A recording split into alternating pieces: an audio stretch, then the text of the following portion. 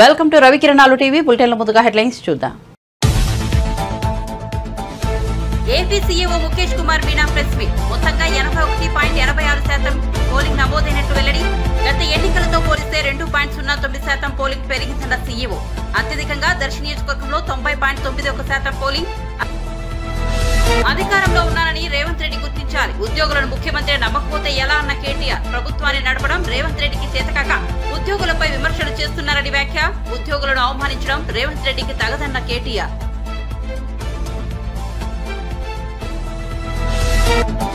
TDP హింసకు పాల్పడిందంటూ DGP YCP నేతల ఫిర్యాదు. పోలీసు అధికారులను మార్చిన తర్వాత కూడా హింస ఎందుకు చోటు చేసుకుందన్న అంబటి.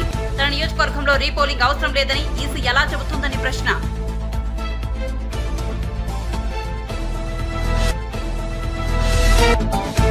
రేవంత్ రెడ్డి కాంగ్రెస్ నేతలు మాపై అబద్దాలు ప్రచారం చేస్తున్నారన్న కిషన్ రెడ్డి. లోక్సభ ఎన్నికలు రెఫరెండం అన్నారు. ఆయనకు వ్యతిరేకంగా వస్తే ఏం చేస్తారని ప్రశ్న. ఎన్నికల తర్వాత బీఆర్ఎస్ ఖతమవుతుందని వ్యాఖ్య. రేవంత్ రెడ్డి మాటలు కాంగ్రెస్ వాళ్ళు కూడా నమ్మలేదన్న కిషన్ రెడ్డి.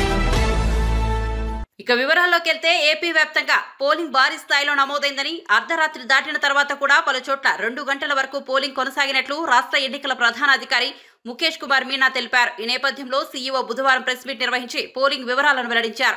3500 కేంద్రాల్లో సాయంత్రం 6 గంటలు దాటాక కూడా పోలింగ్ కొనసాగిందని చెప్పారు. ఆఖరి పోలింగ్ కేంద్రంలో రాత్రి 2 గంటల వరకు పోలింగ్ ముగిసినట్లు తెలిపారు. మొత్తంగా 81.86 పోలింగ్ నమోదైనట్లు స్పష్టం చేశారు. ఇందులో ఈవీఎంల ద్వారా 80.66%, పోస్టల్ బ్యాలెట్ తో 1.2% నమోదైనట్లు తెలిపారు. గత ఎన్నికలతో పోలిస్తే 2.09% పోలింగ్ పెరిగిందన్నారు. 2014లో 78.41%, 2019లో 79.77% నమోదైందని తెలిపారు. ఇక ఈ ఎన్నికల్లో అత్యధికంగా దర్శి నియోజకవర్గంలో 90.91% పోలింగ్ నమోదైతే, అత్యల్పంగా తిరుపతిలో 63.32% నమోదైనట్లు తెలిపారు. అదే లోక్సభ స్థానాల్లో అత్యధికంగా ఒంగోలులో 87.06%, అత్యల్పంగా విశాఖలో 71.11% పోలింగ్ నమోదైనట్లు సీఈఓ వివరించారు. 25 లోక్సభ స్థానాలకు 454 మంది, 175 శాసనసభ నియోజకవర్గాలకు 2387 మంది అభ్యర్థులు బరిలో ఉన్నారని పేర్కొన్నారు. 4.14 కోట్ల మంది ఓటర్లు ఉండగా ఎన్నికల సంఘం రాష్ట్ర వ్యాప్తంగా 46,389 పోలింగ్ కేంద్రాలను ఏర్పాట్లు చేసిందన్నారు. అలాగే పోలింగ్ కోసం 1,60,000 ఈవీఎంలు వినియోగించినట్లు పేర్కొన్నారు. పలు చోట్ల హింసాత్మక ఘటనలు నెలకొన్నాయని, వాటిపై చర్యలు తీసుకుంటామన్నారు. ఆయా నియోజకవర్గాల్లో చెదురుముదురు ఘటనలు తప్ప ఓటింగ్ ప్రశాంతంగా ముగిసిందన్నారు. రీపోలింగ్ ఫిర్యాదులేవీ రాలేదని స్పష్టం చేశారు. రాష్ట్ర వ్యాప్తంగా ఈవీఎంలని 350 స్ట్రాంగ్ రూముల్లో భద్రపరిచామన్నారు. ఎన్నికల్లో పాల్గొన్న సిబ్బందికి ఈ సందర్భంగా ప్రత్యేకంగా కృతజ్ఞతలు తెలియజేశారు. జూన్ 4వ తేదీన ఫలితాలు వెలువడతాయని సీఈఓ మీనా తెలిపారు. అసెంబ్లీ కాన్స్టిట్యుయెన్సీ అన్నిటినీ మనము స్ట్రాంగ్ రూమ్స్లో భద్రపరిచాం. అంటే we have safely secured and close the strong rooms. మన రాష్ట్రంలో ఈ 33 లొకేషన్స్లో స్ట్రాంగ్ రూమ్స్ ఉన్నాయి. టోటల్ బికాజ్ 175 కాన్స్టిట్యుయెన్సీ అంటే 175 AC, 175 assembly segment. So 350 strong rooms ఉన్నాయి.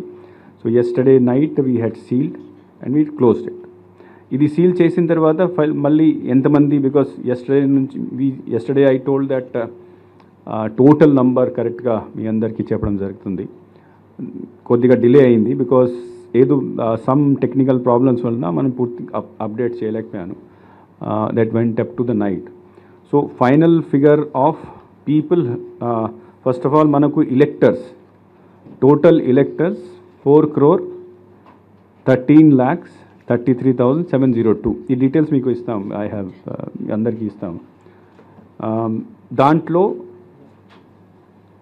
3,33,40,560 పార్లమెంటరీ కాన్స్టిట్యుయెన్సీస్ కోసం ఓట్ చేశారు.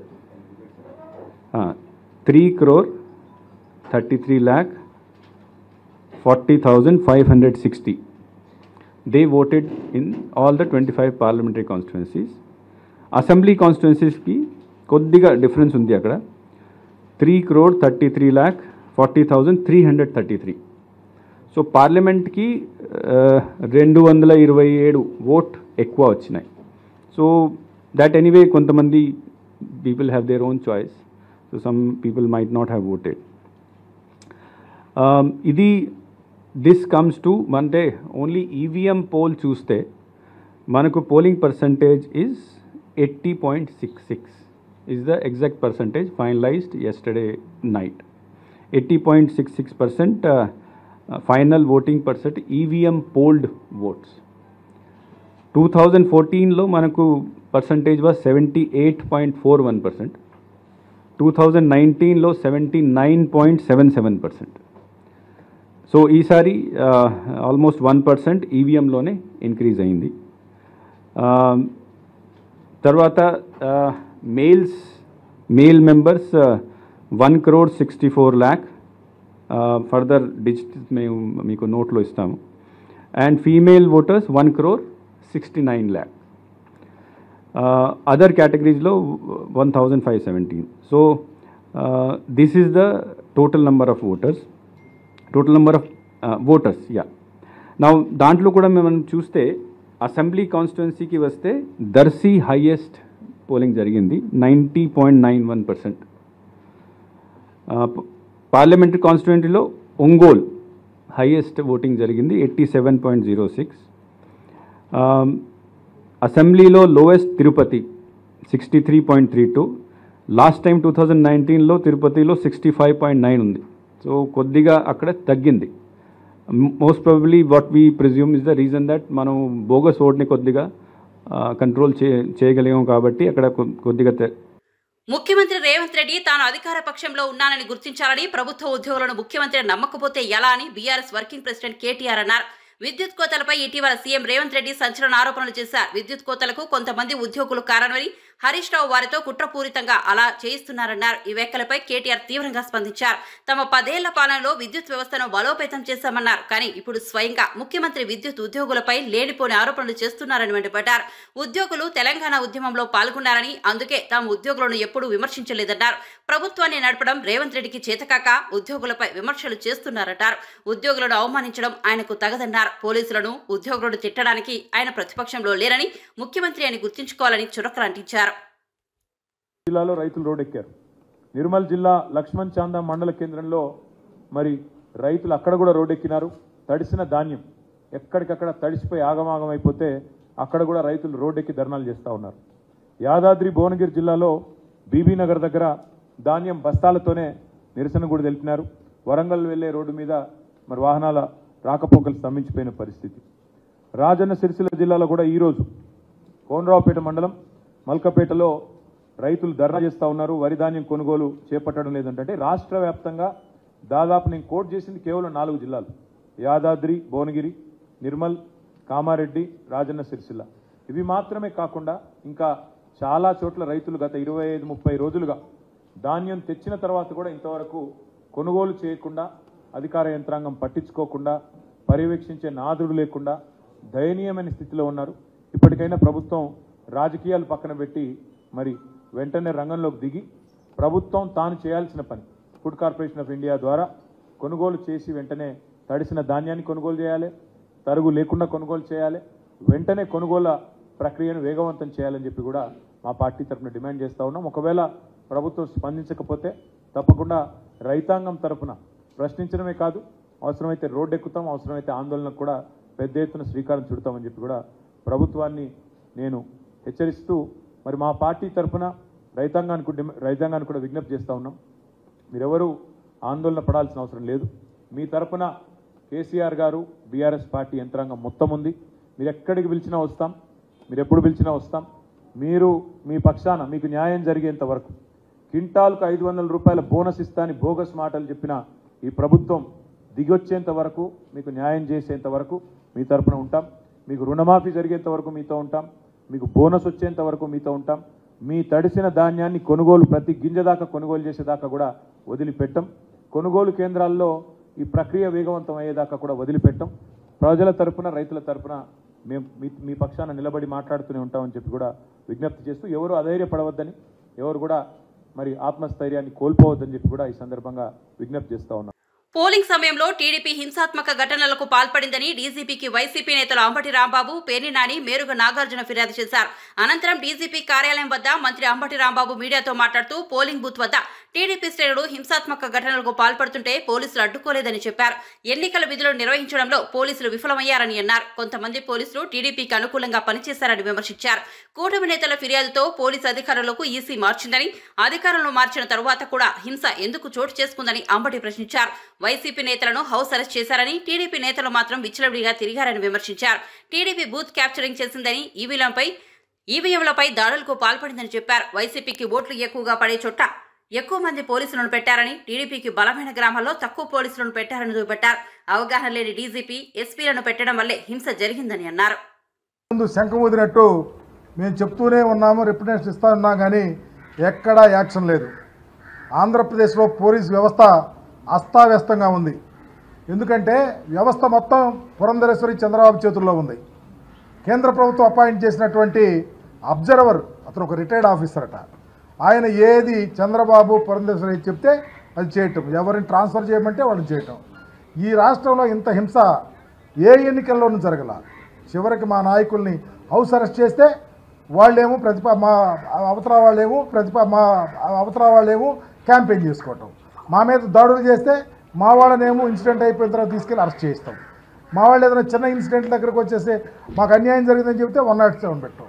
ఇలాంటి అకృత్యాలు ఈ రాష్ట్రంలో చేస్తూ ఉంటే పోలీసు వ్యవస్థ నిమ్మకి నీరెత్తినట్టు తెలుగుదేశం పార్టీకి వత్తాసు పలుకుతూ ఉంది. అందుకనే ఈరోజు ఉదయం డీజీపీ గారిని కలిసాం. ఈరోజు ఇప్పుడు మళ్ళీ ఎన్నికల కమిషన్కి వచ్చి చెప్తా ఉన్నాం. ఎందుకంటే ఆల్టర్నేటివ్ లేదు మాకు. కానీ ఆంధ్రప్రదేశ్లో చంద్రబాబు పురంధేశ్వరి చేతిలో కీలుబొమ్మలాగా ఎన్నికల కమిషను పోలీసు వ్యవస్థ నడుస్తూ ఉంది. ప్రజలు గమనించాలా. ప్రజాస్వామ్యం అపహాస్య చేస్తూ ఉన్నారు, రాజ్యాంగ వ్యవస్థ దుర్వినియోగం చేస్తూ ఉన్నారు. తక్షణమే విజ్ఞత కలిగినటువంటి పౌరులు ఈ రాష్ట్రంలో ఏం జరుగుతుందో గమనించమని, అలాగే ఇప్పటికైనా కళ్ళు తెరిచి ఆంధ్రప్రదేశ్లో పోలీసు వ్యవస్థ సక్రమంగా ఎక్కడా దాడులు, అఘాయిత్యాలు, అమానుషాలు జరగకుండా చూడాలని, అలాగే ఎన్నికల కమిషన్ కూడా త్వరగా రియాక్ట్ అయ్యి, ఇప్పుడే చూసాం కేంద్ర ప్రభుత్వం ఎక్కడికో ఇక్కడ డీజీపీ గారిని ఎన్నో చీఫ్ సెక్రటరీ గారిని పిలిచారట. ఏది ఏమైనా త్వరితగతిని అల్లర్లు జరగకుండా చూడాలని మీ ద్వారా విన్నవించుకుంటా ఉన్నాం. వ్యవస్థలని మేనేజ్ చేయడంలో దిట్ట చంద్రబాబు నాయుడు. కేంద్రంతో అంటే బీజేపీతో పొత్తు పెట్టుకొని వ్యవస్థలను కొన్నిటిని మేనేజ్ చేసి ఈరోజు ఏదో కొన్ని ఎల్లో మీడియాల్లోనో కొన్ని ఛానల్స్లోనో కూటమి గెలవబోతా ఉందనేది ప్రచారం. మా వాళ్ళనందరినీ కూడా భయభ్రాంతులు చేయటం, కేసులు పెట్టించడం. ఈ పరిస్థితుల్లో ఒకటే చెప్తా ఉన్నాం, వైఎస్ఆర్ కాంగ్రెస్ పార్టీ శ్రేణులకని కూడా చెప్తా ఉన్నాం, జూన్ 4వ తారీఖున సంబరాలకు సిద్ధం కండి. జగన్మోహన్ రెడ్డి గారు మరలా బ్రహ్మాండమైన భారీ మెజార్టీతో గెలవబోతూ ఉన్నారు. ప్రజలందరూ కూడా one side war. SC, ST, BC, minority అగ్రవర్ణాల్లో ఉన్న పేదలందరూ కూడా ఒకతాటి మీదకి వచ్చారు. మొత్తం కూడా జగనన్నకి పట్టం కట్టబోతూ ఉన్నారు. ఈ పరిస్థితుల్లో జీర్ణించుకోలేని చంద్రబాబు నాయుడు, పవన్ కళ్యాణ్, బీజేపీ మైండ్ గేమ్తో ఎలక్షన్ కమిషన్ని, అదేవిధంగా పోలీసు వ్యవస్థని, ఆ వ్యవస్థలో ఉన్న కొంతమందిని వాడుకొని మా మీద దాడులు చేయటమే కాకుండా మా మీద కేసులు పెట్టించడం కూడా జరుగుతుంది. ఈ పరిస్థితుల్లో ఎక్కడా కూడా తగ్గేదే లేదు. ఎక్కడా కూడా మా పార్టీ లీడర్లు కానీ, నాయకులు కానీ, కార్యకర్తలు కానీ ధైర్యంగా ఉన్నారు. సంబరాలకు సిద్ధం కమ్మని చెప్పి మరొకసారి పిలుపునిస్తూ ఈరోజు చంద్రబాబు నాయుడు ఆఖరికి కుప్పంలో చంద్రగిరి అభ్యర్థి పులివర్తి నానిపై దాడిని చిత్తూరు జిల్లా తెలుగుదేశం నాయకులు తీవ్రంగా ఖండించారు. తిరుపతి సిమ్స్ లో చికిత్స పొందుతున్న నానిని వారు పరామర్శించారు. ఎన్నికల్లో ఓటమి భయంతోనే వైఎస్ఆర్సీపీ నాయకులు రాష్ట్ర వ్యాప్తంగా రాజకీయ హింసకు పాల్పడుతున్నారని పలమనేరు కూటమి అభ్యర్థి అమర్నాథ్ రెడ్డి ఆగ్రహం వ్యక్తం చేశారు. పోలీసులు, అధికార యంత్రాంగం వైఎస్ఆర్సీపీ మూకలను నియంత్రించకపోతే తెలుగుదేశం నాయకుల ప్రతిఘటనను ఎదుర్కోవాల్సి ఉంటుందని హెచ్చరించారు. ప్రశాంతంగా ఉండేటువంటి ప్రాంతం ఇక్కడ ఫ్రాక్షన్ రాజకీయాల్లాగా తీసుకొచ్చేటువంటి పరిస్థితి ఈరోజు వైఎస్ఆర్ ప్రభుత్వంలో నడుస్తూ ఉంది. పోలీస్ యంత్రాంగాన్ని కూడా మేము కోరుకుంటున్నాం, ఖచ్చితంగా పోలీసు కూడా సక్రమంగా సరైనటువంటి సమయంలో స్పందించడం లేదు.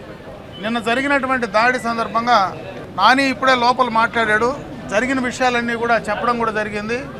పోలీసుకు ఇన్ఫామ్ చేసినా కూడా సక్రమంగా సరైన టైంలో వాళ్ళు అలర్ట్ కాలేదు, రాలేదు అనే క్లియర్ కట్గా ఆయన చెప్పడం జరుగుతూ ఉంది. గత ప్రభుత్వంలోనే అక్కడ ఉన్నటువంటి డిఎస్పీనో సిఐనో వేశారు. వాళ్ళు పూర్తిగా ఎన్నికలు నిష్పక్షపాతంగా జరపడంలో కానీ, అదేవిధంగా అక్కడ ఏనాటి అల్లర్లు కూడా జరగకుండా శాంతియుతంగా ఎన్నికల ప్రక్రియ అయిపోయిన తర్వాత ఈ రకమైనటువంటి పందా జరగడం అనేది నిజంగా రాష్ట్ర ప్రజలందరూ కూడా గమనిస్తూ ఉన్నారు. ఇక్కడే కాదు, నిన్న అన్ని నియోజకవర్గాల్లోనూ ఇదే రకమైనటువంటి పందా. పలమనేరు నియోజకవర్గంలో అయితే రాత్రి ఎన్నికలైన తర్వాత కొడితే ఇప్పుడు రోయా హాస్పిటల్లో ఇంటెన్సివ్ కేర్లో తీసుకొచ్చి పెట్టారు.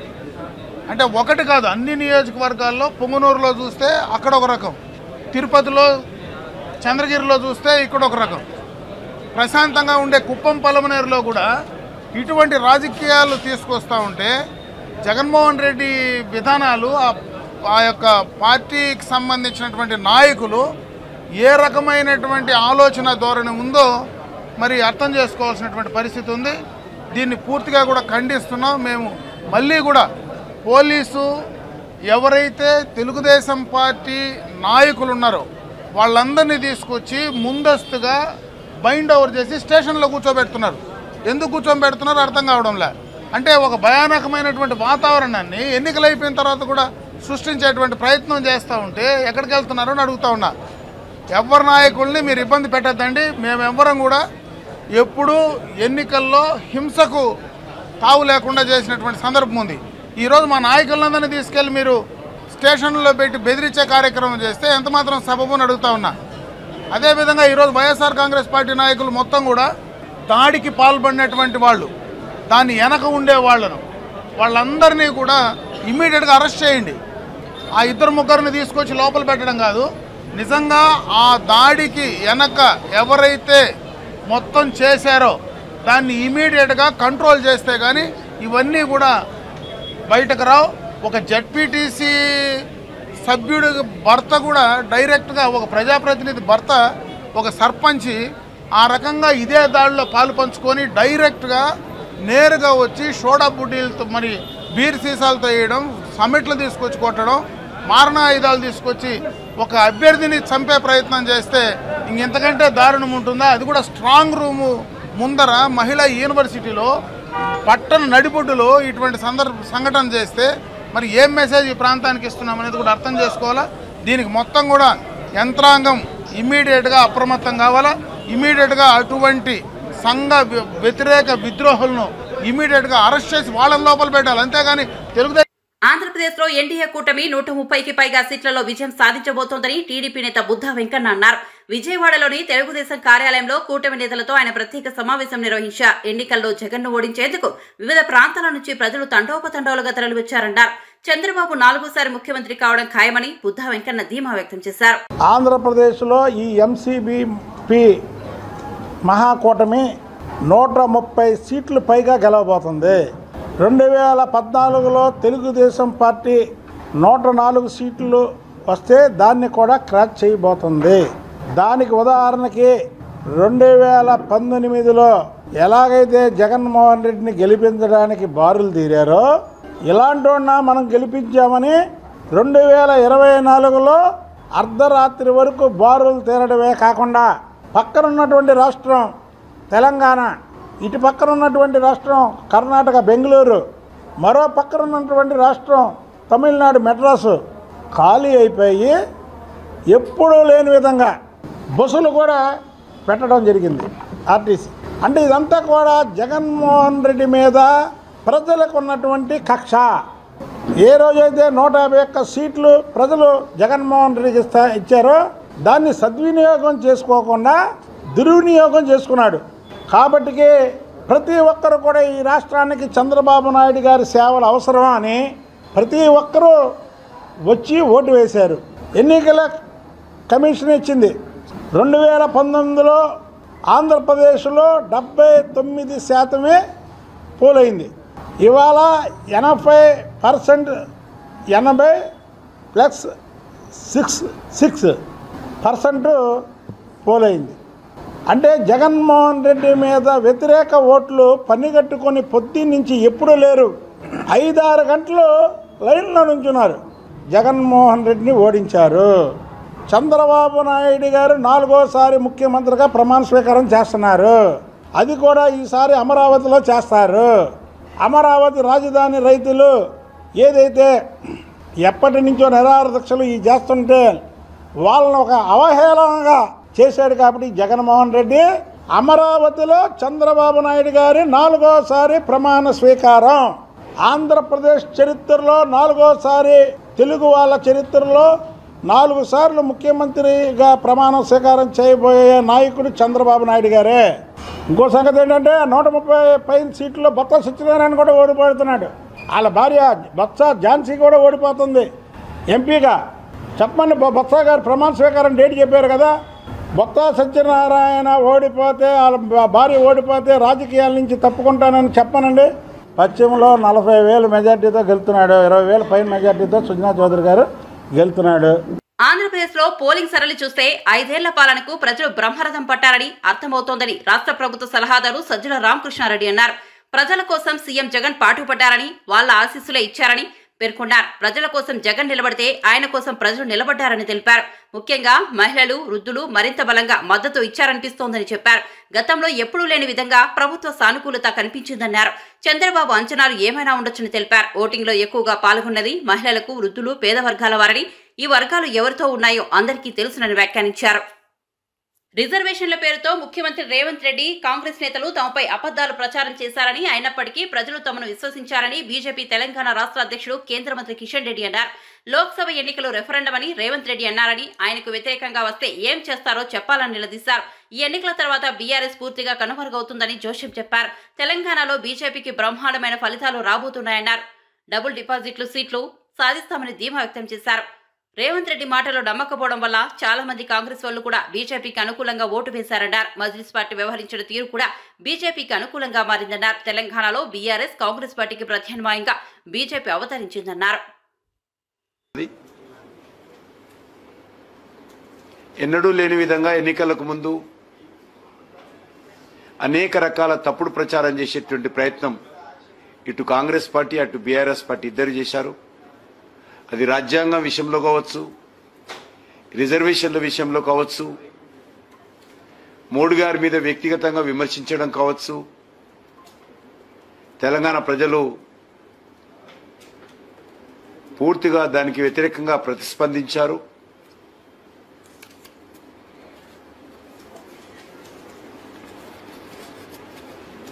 తెలంగాణలో ఎవరు గెలిచినా మా మద్దతుతోటే గెలుస్తారు, మేమే కీలకం అనే విధంగా మజ్లిస్ పార్టీ వ్యవహారం కూడా ఈరోజు తెలంగాణలో బీజేపీకి మరి అనుకూలంగా ప్రజలు మారారని భావిస్తా ఉన్నాను.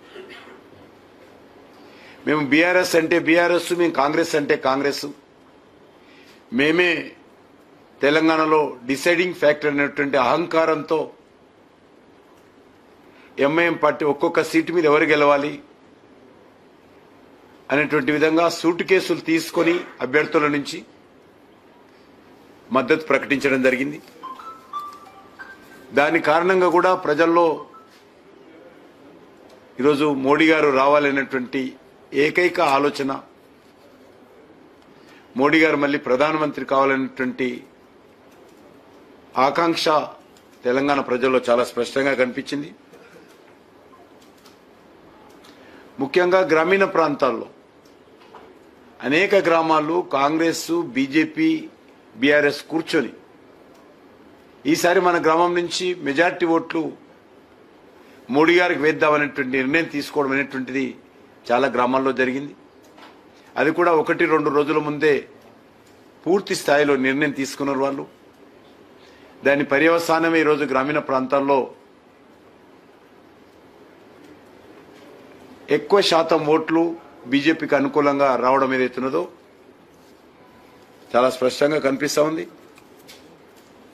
ఇన్నాళ్ళు బీజేపీ లేనటువంటి గ్రామాల్లో కూడా, బలంగా లేనటువంటి గ్రామాల్లో కూడా ఓటింగ్ శాతం మోడీ గారికి అనుకూలంగా, బీజేపీకి అనుకూలంగా చాలా స్పష్టంగా కనిపిస్తుంది. ముఖ్యంగా మహిళలు, యూత్ చాలా పెద్ద ఎత్తున బీజేపీకి అనుకూలంగా ఓటింగ్లో పాల్గొన్నారు. ఏదైతే Revanth Reddy and company, KTR and company వీళ్ళు రాజ్యాంగం మారుస్తారు, రిజర్వేషన్ ఎత్తేస్తారని ఇద్దరూ పల్లెవెత్తుకున్నారు. ముందు కాంగ్రెస్ ఎత్తుకున్నటువంటి పల్లవి మేమే వెనుకబడిపోతామన్న ఉద్దేశంతో బీఆర్ఎస్ కూడా అదే పల్లెవెత్తుకున్నది. కానీ ప్రజలు ఆ స్టేట్మెంట్ చూసి నవ్వుకుంటున్నారు. ఈ దేశంలో రిజర్వేషన్స్ ఎత్తేసేటువంటి శక్తి ఎవరికీ లేదు. ప్రధానమంత్రి గారు ఒక మాట ముందుకెళ్ళన్నారు. డాక్టర్ బాబాసాహెబ్ అంబేద్కర్ గారు అనుకున్నా కూడా రిజర్వేషన్ ఎత్తేయలేరు. అటువంటి విధంగా ఈరోజు పటిష్టంగా ఈ దేశంలో రిజర్వేషన్స్ అమలు జరుగుతూ ఉన్నాయి.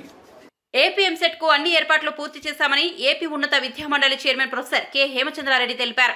గురువారం నుంచి ఎంసెట్ కు పరీక్షలు ప్రారంభమవుతాయి. రేపు ఎల్లుండి బైపీసీ గ్రూప్ కు ఎబ్సెట్ పరీక్షలు జరుగుతున్నాయి. 18వ తేదీ నుంచి 23 వరకు ఇంజనీరింగ్ విభాగానికి పరీక్షలు, రోజుకు 2 సెషన్లలో పరీక్షలు జరుగుతాయి. పరీక్షలు ఆన్లైన్ మోడ్లో నిర్వహించనున్నారు. ఉదయం 9 గంటల నుంచి 12 గంటల వరకు ఒక సెషన్, మధ్యాహ్నం 2 గంటల 30 నిమిషాల నుంచి సాయంత్రం 5 గంటల వరకు రెండవ సెషన్ పరీక్షలు నిర్వహించనున్నారు. రాష్ట్ర వ్యాప్తంగా 140 సెంటర్లు, హైదరాబాద్ లో 2 సెంటర్లు ఏర్పాటు చేశామన్నారు. రాష్ట్ర వ్యాప్తంగా 3,61,440 మంది ఈ వెబ్సైట్ కు హాజరవుతారు. ఇందులో మహిళలు 1,81,536 మంది, పురుషులు 1,80,104 మంది విద్యార్థులు ఉన్నారు.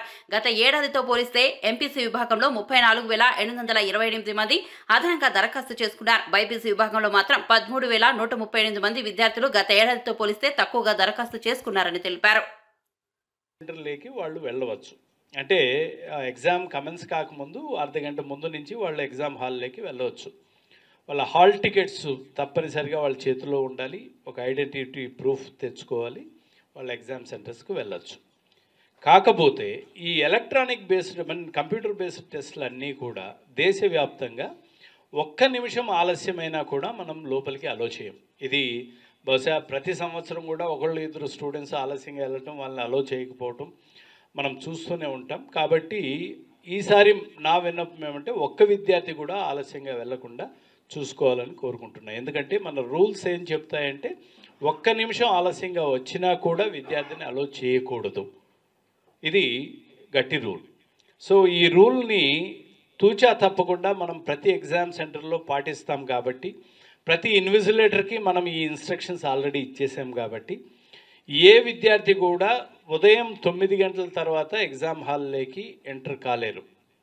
అలాగే మధ్యాహ్నం 2:30 తర్వాత 1 నిమిషం ఆలస్యమైనా కూడా ఎగ్జామ్ హాల్లోకి ఎంటర్ కాలేరు. సో ఇది గమనించి అన్యదా భావించకుండా విద్యార్థులు, తల్లిదండ్రులు ఇది ఒక ఎగ్జామ్ రిక్వైర్మెంట్గా మీరు తీసుకొని మాకు కోఆపరేట్ చేస్తారని మేము కోరుకుంటున్నాం. 1 నిమిషం ఆలస్యమైనా కూడా మిమ్మల్ని ఎగ్జామ్ సెంటర్లోకి అనుమతించరు. ఎలక్ట్రానిక్ గ్యాడ్జెట్స్, ఏ రకమైన ఎలక్ట్రానిక్ గ్యాడ్జెట్స్ అయినా మీరు ఎగ్జామ్ హాల్లోకి తీసుకెళ్ళలేరు. అలాంటివి ఏమైనా ఉంటే బయటే కాన్ఫిస్కేట్ చేసుకుంటారు. వాటికి బాధ్యత ఈ యాప్షే కానీ జేఎన్టీయూ కాకినాడ కానీ వహించదు. Exam conducting authorities will not be responsible for the electronic gadgets that you carry. Okay. So ఇంకా ఇతరత్ర ఏ పర్సనల్ బిలాంగింగ్స్ తీసుకెళ్ళినా కూడా అది మీ ఓన్ రిస్క్తోనే మీరు తీసుకెళ్లాల్సిన అవసరం ఉంటుంది. So these are some of the instructions. ఇక మా వైపు నుంచి మేము ప్రతి ఒక్క డిస్ట్రిక్ట్ కలెక్టర్కి మనం రిక్వెస్ట్ చేయడం జరిగింది, ఎలాబొరేట్ అరేంజ్మెంట్స్ చేయమని చెప్పి. డిస్ట్రిక్ట్ అథారిటీస్ అందరికీ కూడా ఇన్స్ట్రక్షన్స్ ఇవ్వమని. సెపరేట్గా ఎస్పీలకు అందరికీ కూడా మనం లెటర్స్ రాసి ఉన్నాం. అందరూ డిస్ట్రిక్ట్ సూపరింటెండెంట్ ఆఫ్ పోలీసులకి మనం రిక్వెస్ట్లు చేసి ఉన్నాం. ఎలాంటి లా అండ్ ఆర్డర్ ఇష్యూ లేకుండా కాస్త పోలీస్ ప్రొటెక్షన్ ఇవ్వమని చెప్పి. సో వారు కూడా సానుకూలంగా స్పందిస్తున్నారు. అలాగే డిఎం&హెచ్ఓ సమ్మర్లో కండక్ట్ చేస్తున్నాం కాబట్టి విద్యార్థులకు ఏమైనా ఇమ్మీడియట్ మెడికల్ హెల్ప్ ఏమైనా కావాల్సి వస్తే వాళ్ళు కూడా డిఎం&హెచ్ఓల్ని అందుబాటులో ఉంచాలని చెప్పి వాళ్ళకు రిక్వెస్ట్ చేసాం. ఏపీఎస్ఆర్టీసీకి మన టెస్ట్ సెంటర్స్ అన్నీ కమ్యూనికేట్ చేస్తూ ఈ సెంటర్స్ ఏమైనా దూరంగా ఉంటే వాటికి బస్సు సౌకర్యాలు కలిగించమని ఏపీఎస్ఆర్టీసీ రిక్వెస్ట్ చేసాం. ఎలక్ట్రిసిటీ బోర్డుకి అన్ఇంటరప్టెడ్ పవర్ సప్లై ఇవ్వమని చెప్పి. అఫ్కోర్స్ మనం టెస్ట్ సెంటర్లో ఫర్ ఎనీ రీజన్ పవర్ పోయినా మనం జనరేటర్స్ అన్నీ రెడీగా పెట్టి ఉంచాం ఎగ్జామ్కి ఎటువంటి విఘాతం కలగకుండా. అయినా కూడా మనం టెస్ట్ సెంటర్స్కి అన్ఇంటరప్టెడ్ పవర్ సప్లై ఇవ్వమని చెప్పి, పవర్ ఫ్లక్చువేషన్స్ లేకుండా, పవర్ ఫెయిల్యూర్స్ లేకుండా చూడమని చెప్పి ఎలక్ట్రిసిటీ బోర్డుని రిక్వెస్ట్ చేయడం జరిగింది. So these are some of the instruction. Bulletin ముగించే ముందు హెడ్లైన్స్ మరోసారి చూద్దాం. AP CEO Mukesh Kumar Meena press meet. మొత్తంగా 81.86% పోలింగ్ నమోదైనట్లు వెల్లడి. గత ఎన్నికలతో పోలిస్తే 2.09% పోలింగ్ పెరిగించిన సీఈఓ. అత్యధికంగా దర్శి నియోజకవర్గంలో 90.91% పోలింగ్. అధికారంలో ఉన్నారని రేవంత్ రెడ్డి గుర్తించాలి. ఉద్యోగులను ముఖ్యమంత్రి నమ్మకపోతే ఎలా అన్న కేటీఆర్. ప్రభుత్వాన్ని నడపడం రేవంత్ రెడ్డికి చేతకాక ఉద్యోగులపై విమర్శలు చేస్తున్నారని వ్యాఖ్య. ఉద్యోగులను అవమానించడం రేవంత్ రెడ్డికి తగదన్న కేటీఆర్.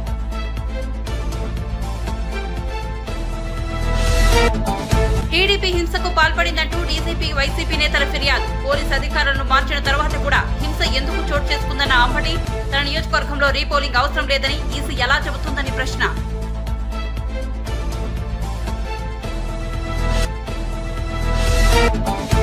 రేవంత్ రెడ్డి కాంగ్రెస్ నేతలు మాపై అబద్దాలు ప్రచారం చేస్తున్నారన్న కిషన్ రెడ్డి. లోక్సభ ఎన్నికలు రెఫరెండం అన్నారు. ఆయనకు వ్యతిరేకంగా వస్తే ఏం చేస్తారని ప్రశ్న. ఎన్నికల తర్వాత బీఆర్ఎస్ ఖతమవుతుందని వ్యాఖ్య. రేవంత్ రెడ్డి మాటలు కాంగ్రెస్ వాళ్ళు కూడా నమ్మలేదన్న కిషన్ రెడ్డి. మరిన్ని అప్డేట్స్ కోసం చూస్తూనే ఉండండి రవికిరణాలు టీవీ.